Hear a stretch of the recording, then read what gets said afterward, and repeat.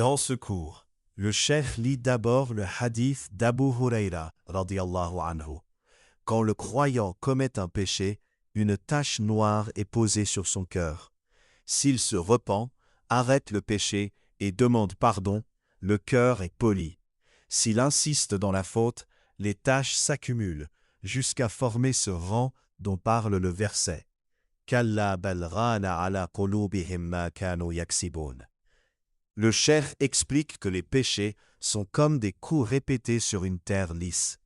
Un coup laisse une marque légère, mais à force de répéter, le sol finit par être abîmé. De la même façon, chaque faute laisse un impact réel dans le cœur, même si on ne voit rien avec les yeux. En même temps, il rappelle la bonne nouvelle. La tauba sincère efface ses marques. Arrêter la faute, multiplier l'istighfar et revenir à Allah nettoie le cœur. C'est comme une vitre très sale qu'on frotte jusqu'à ce qu'elle redevienne claire. Le cours enchaîne ensuite avec plusieurs récits sur les conséquences cachées des péchés. Par exemple, on rapporte que la désobéissance répétée enlève la force d'une communauté. C'est comme un bâton dont on enlève l'écorce jusqu'à ce qu'il devienne sec et fragile. De même, des peuples avant nous ont subi la colère d'Allah à cause de leurs péchés continus. Une parole importante vient de Aïcha, radiyallahu anha, dans une lettre à Muawiyah, radiyallahu anhu. Elle dit en résumé, « Quand le serviteur désobéit à Allah, ceux qui le louaient finissent par le blâmer. » Le sens est que la désobéissance fait tomber la réputation du serviteur auprès des croyants. Même s'ils ne connaissent pas les détails, Allah met dans leur cœur une impression négative. Dans le même esprit, Abu Darda, radiyallahu anhu, avertit qu'un homme prenne garde à ce que les cœurs des croyants ne le maudissent sans qu'ils le sachent. Car celui qui s'isole pour désobéir à Allah, Allah met sa haine dans les cœurs des croyants. Cela rejoint le hadith connu. Si Allah aime un serviteur, il place son amour sur terre, et s'il le déteste, il place contre lui la haine sur terre.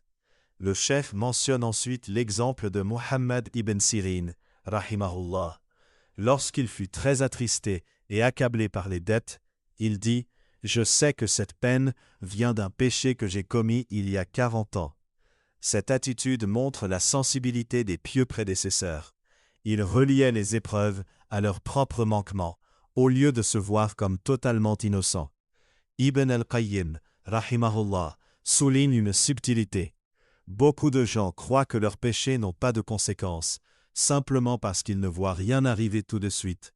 Rien de spécial ne se passe après la faute, alors ils pensent que ce n'est rien. Ils comparent cela à une blessure mal nettoyée puis recousue. Peau semble refermée, mais à l'intérieur, la saleté reste et finit par causer une grande infection. Le cheikh rapporte aussi l'histoire d'un homme qui a posé un regard interdit sur un enfant avec insistance. Cet homme a vu en rêve qu'il serait atteint par la conséquence de ce péché 40 ans plus tard. Le but n'est pas de fixer un nombre, mais de montrer que l'effet des fautes peut revenir bien plus tard. Aucun péché n'est vraiment petit si l'on regarde celui envers qui on l'a commis. À ce moment, le cheikh insiste longuement sur la fitna des téléphones et des écrans.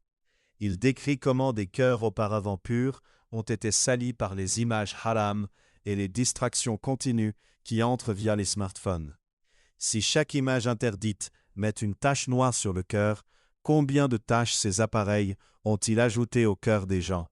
Certains ont même perdu la foi ou sont tombés dans des désirs graves à cause de ce qu'ils consomment sur leurs écrans. En conclusion, il rappelle d'autres effets des péchés. Une humiliation rapide qui apparaît dans l'attitude de la personne après avoir désobéi en secret. Le fait de demander dans les invocations « Ô Allah, ne donne pas à mes ennemis l'occasion de se réjouir de mon malheur », tout en commettant des péchés qui ouvriront justement cette porte à la honte, ici-bas ou le jour du jugement. La règle que celui qui trahit Allah en secret verra souvent son voile déchiré en public. Ce cours prépare l'entrée dans un grand chapitre où Ibn al-Qayyim, rahimahullah, détaillera de manière très organisée beaucoup d'autres conséquences des péchés sur le cœur, la science, la subsistance et la relation avec Allah.